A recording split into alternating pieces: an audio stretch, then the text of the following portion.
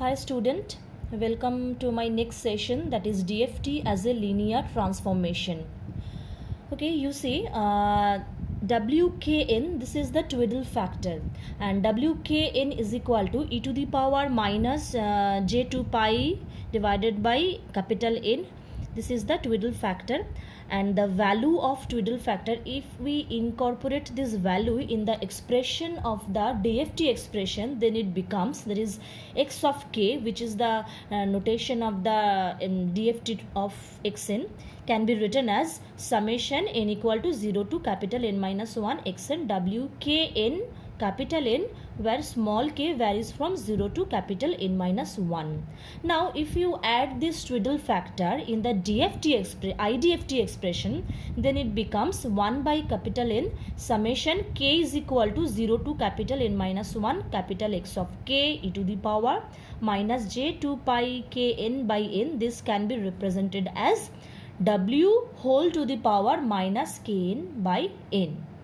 Okay, you see the difference between the expression of DFT and IDFT is, in case of DFT expression, first the limit of n varies, that is small n varies. After that, limit of k will be varied from 0 to capital N minus 1. Whereas in case of IDFT expression, say this is the expression here, first your limit varies, that is k. First your limit k will be varied from 0 to capital N minus 1.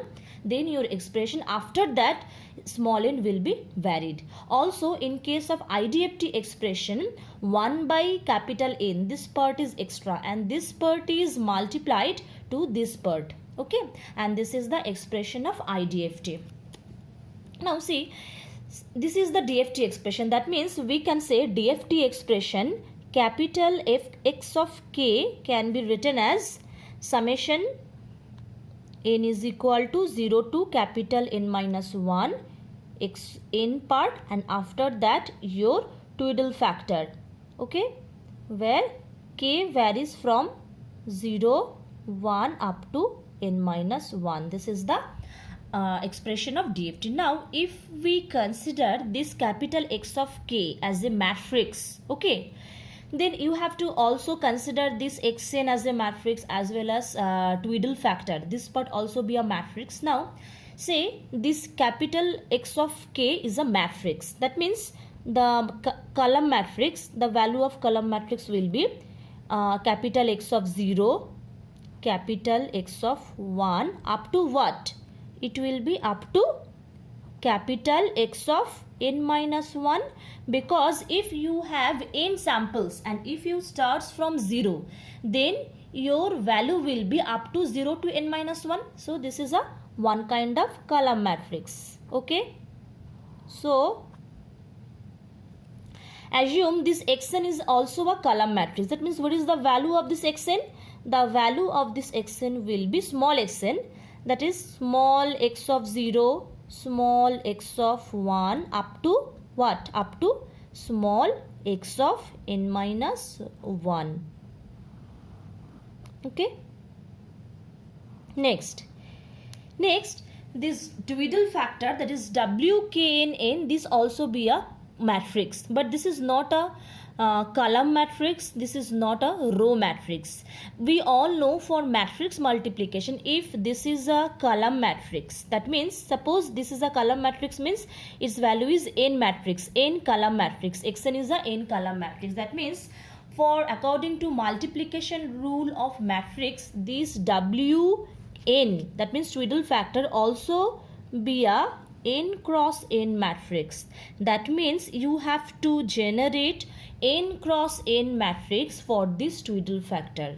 In that condition, if you multiply this twiddle factor with this column matrix, after that you get your value, that is x of k. And this is the another approach to find the DFT of a sequence.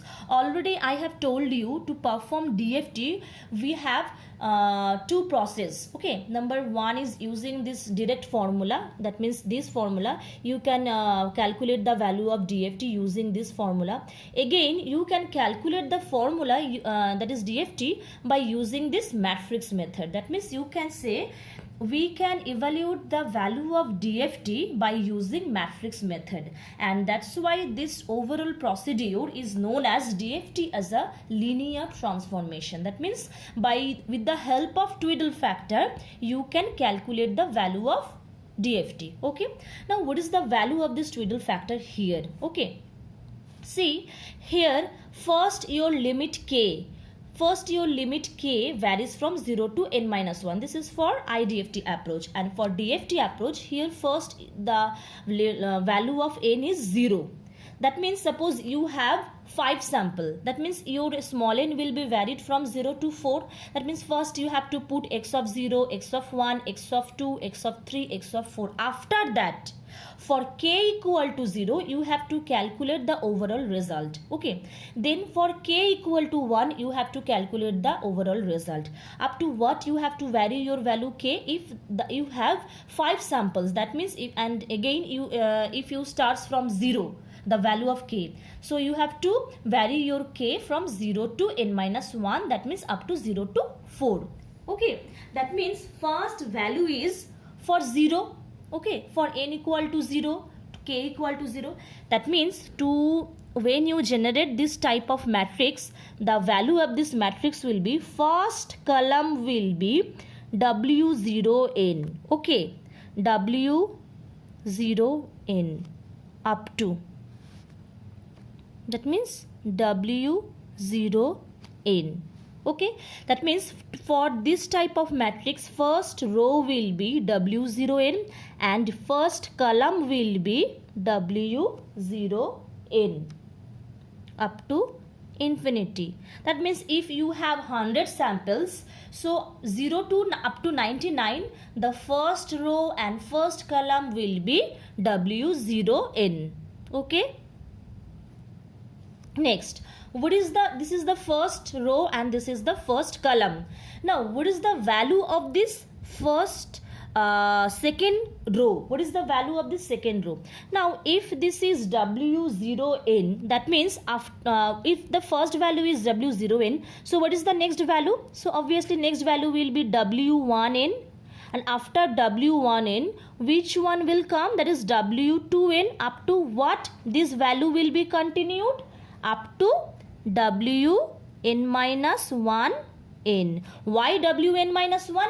Because you have n samples and the limit of your summation is n minus 1. That's why if you start from 0, your last value will be Wn minus 1n. Okay, next come to second column.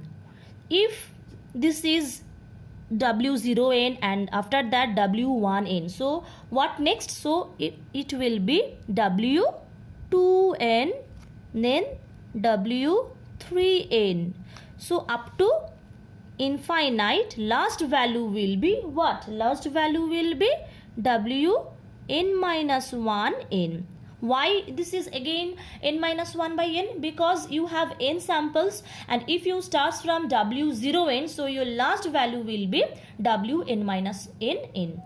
Now see, your first row is W0n and your first column is W0n. So your second row, the value of second row is, if it is W0n, so next value will be 1n, after that 2n up to n minus 1n.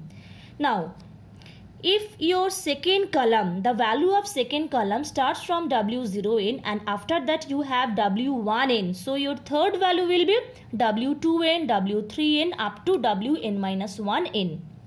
Now you have 2 row, 2 column. Now you have to generate the other values. Now see, here it is W0n. Now your second value is W2n. If this is W0n and second value is W2n, then what is the difference between these two value? 2. That means your third value will be W4n. Okay, see the logic. If it starts from W0n and second value is W2n, so your third value will be W4n, that means multiplied with 2, that means fourth value will be W6n. So up to what? So your at last value will be W2 into capital N minus 1 n. Okay, this is the value. Now come to the fourth row. Okay, your first value is W0n, second value is W3n. That means your third value will be W6n. Okay, that means multiplied with 3. So up to this, if you follow this row, if your last value will be W3n minus 1 and n. Okay, now like this, if you complete your total structure for this twiddle factor, your at last value, that means this point, okay, this point will be W n minus 1 n minus 1 n. Okay, see the logic here. What is the first value?